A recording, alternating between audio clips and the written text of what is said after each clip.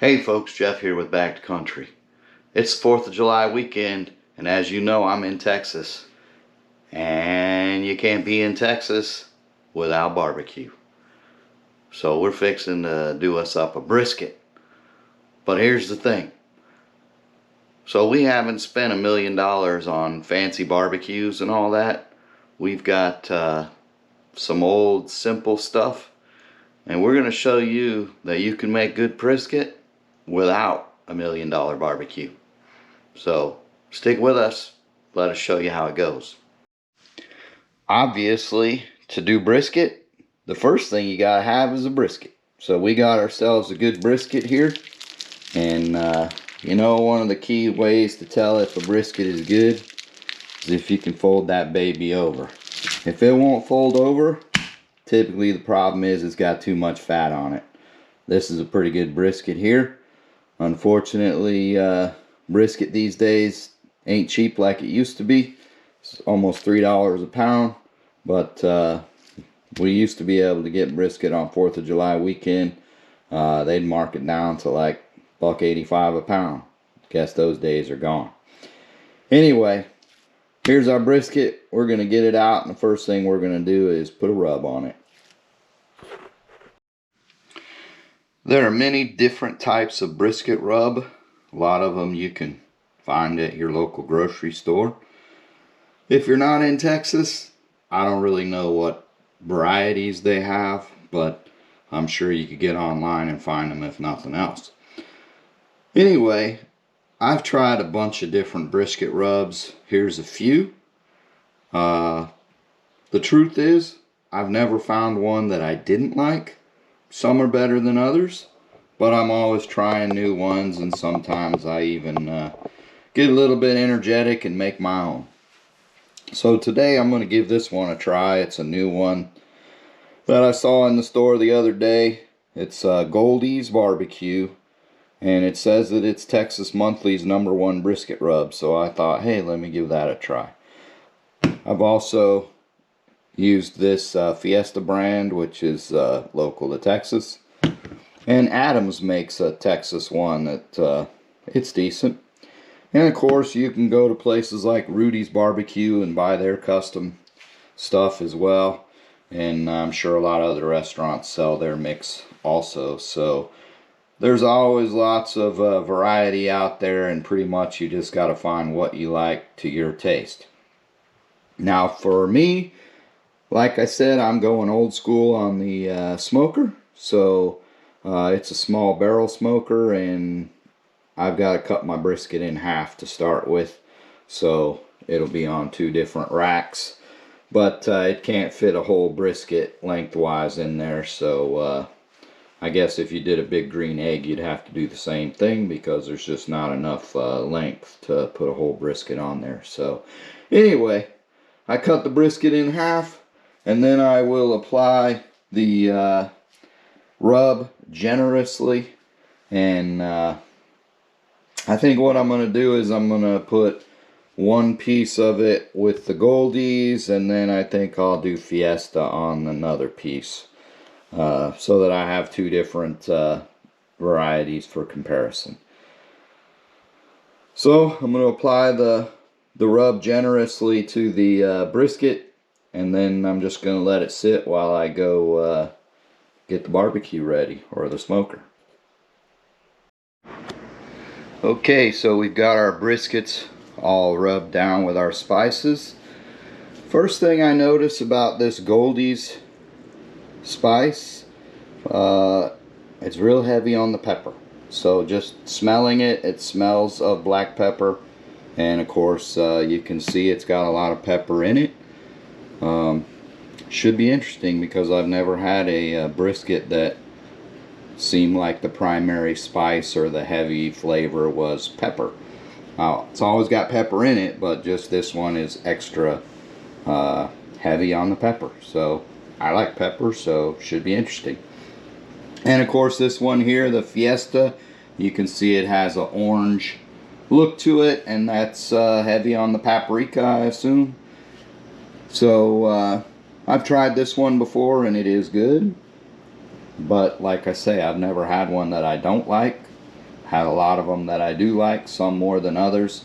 Haven't had this one in a while, so I don't really remember how good it was or not. So decided to give it a try and put it up against this new one that I'm trying, Goldie's. So let's go out and get the smoker ready and get one step closer to getting some smoke on these things.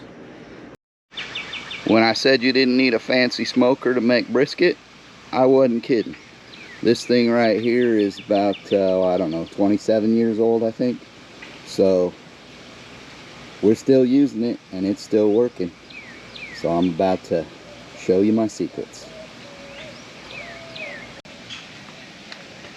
The first step to getting the old smoker going is to put you a bunch of briquettes in there and get you a fire going. So it doesn't matter what kind of briquettes you use, pretty much any will do.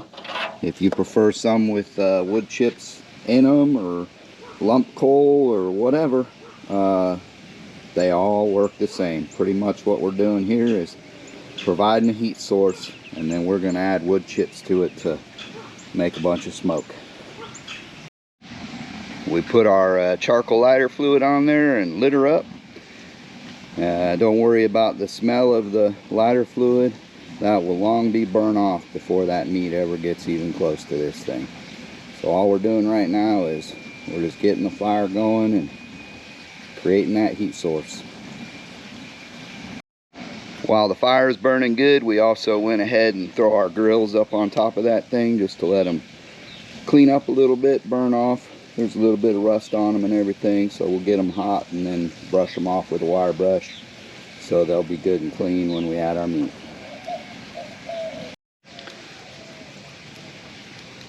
Alright, so our fire underneath is going well. We've started to put the smoker together. So this particular smoker uses a steam bowl. So we put our steam bowl in, and I always fill it up full with water because I don't know, sometimes by the time I'm done it'll be empty. But that just helps to control the heat, and also it stops flame ups. So if you don't put that bowl in there, then your heat from the bottom, the fat will drip from the meat and it'll flame up, and you'll end up with burnt brisket. So always use the steam bowl. And the next thing I do is put my meat on. So I got 2 slabs of brisket in there. You can see why I had to cut it in half. I put the thicker piece on top because I believe that as the heat rises, the top actually gets hotter than the bottom. So that's where I put my thicker piece. But just to verify, we'll bring out the laser thermometer a little bit later when it's really going, and we'll give it a check and see if my theory is correct. Next thing I'm going to do is put the lid on. Now you can see that this lid does not provide a tight seal. It fits loosely around. There are gaps, and that's good because we need this thing to breathe, and we need that smoke to really come out. So now what we're going to start doing is working on our smoke. So I'm using hickory wood chunks. You can use pretty much any flavor of wood you want. Some of the different fruit trees and stuff provide unique flavors. I like mesquite and hickory, kind of the 2 that I use the most with brisket, but that's just my preference. Like I say, pretty much any type of wood chunk, smoking woods, you know, give you different flavors. The goal here is really to get the smoke going and work on our smoke ring. So the whole purpose of smoking a brisket is to add that smoky flavor, and to do so, to get that smoke really going, it actually permeates the meat, and you'll have a nice ring of flavor on that brisket. We call that the smoke ring. And so that's really what I'm doing with this smoker. I'm really just giving it that smoke flavor. And you'll see later my trick to how we make this work. It's only been a minute since we put those wood chips in there, and you can see already we've got a good amount of smoke coming out of this. And of course you can see with the lid on, the temperature is climbing. We're already into the low ideal range, but it'll continue to climb on up. I don't really worry about the heat too much in this phase. What I focus on is good smoke and you know, just kind of maintaining the heat anywhere in the ideal range. If it goes all the way to hot, I don't worry about it. I just leave it alone for a while and wait till it drops back down, because it always does. But we're probably going to put a few hours of smoke on this meat.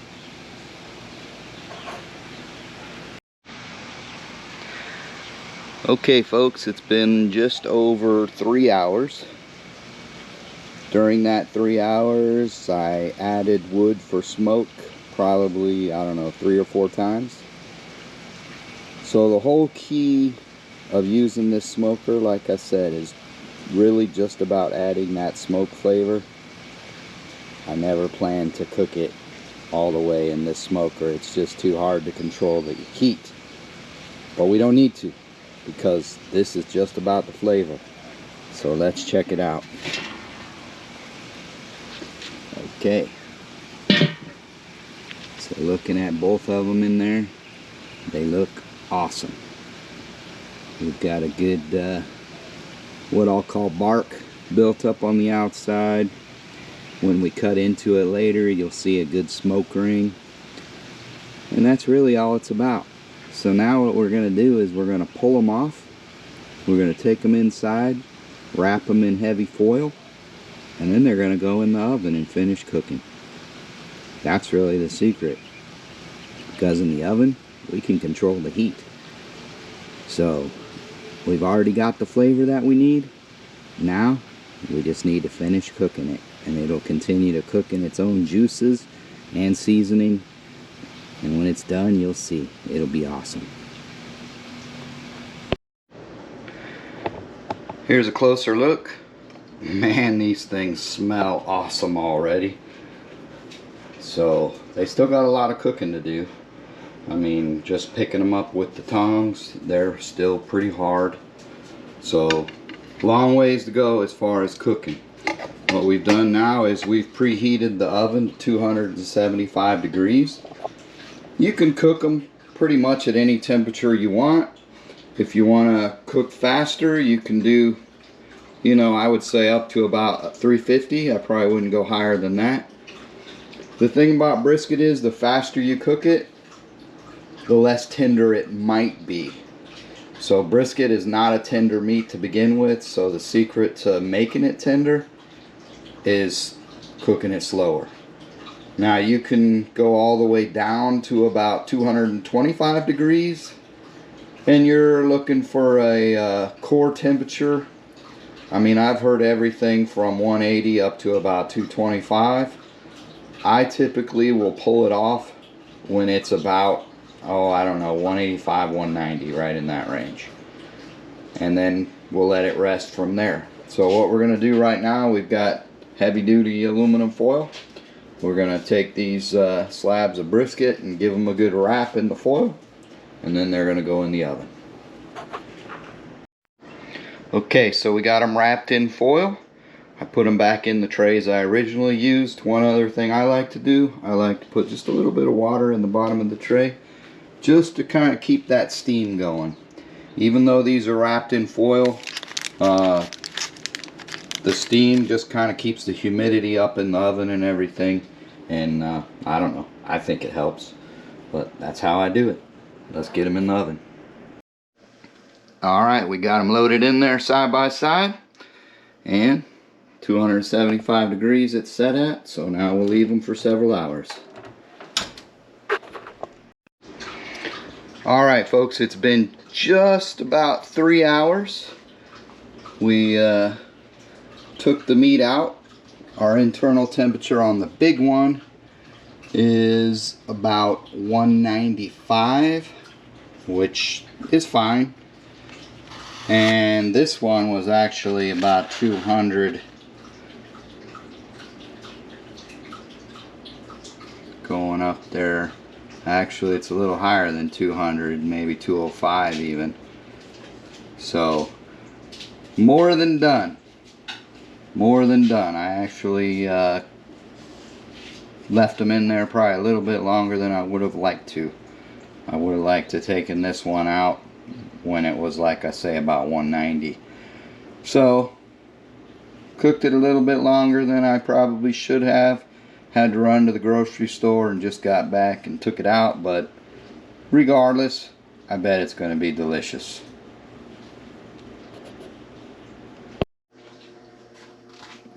Alright, so we let it rest for about 45 minutes. I've just now opened it up, and I don't know, smells delicious, looks delicious. Let's try cutting it up and see what it looks like on the inside.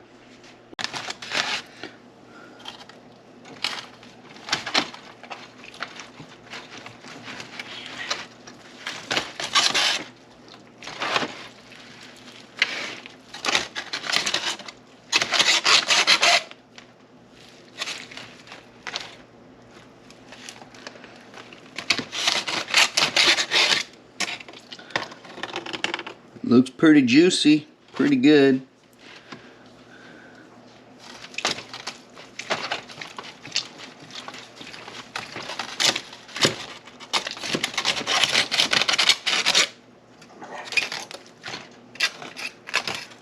Maybe a little bit overcooked, just slightly. That looks pretty darn good though.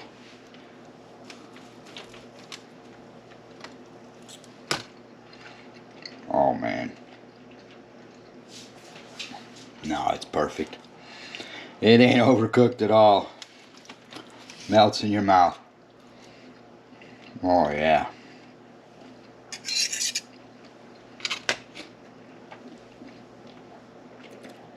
That is, So if you look close at the meat, you see this pink line around the outside, that is the smoke ring. So that's the key to the flavor. A good rub, a good smoke ring. Only takes a few hours in the smoker.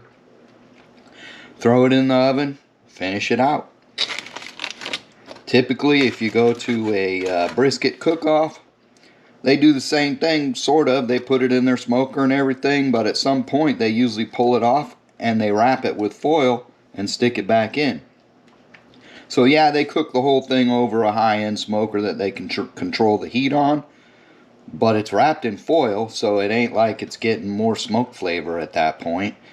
It's all about just controlling that heat, keeping it wrapped to keep the moisture and all the flavors sealed in. And as long as you don't overcook it too long, it's going to be delicious every time. Alright, so here's the comparison.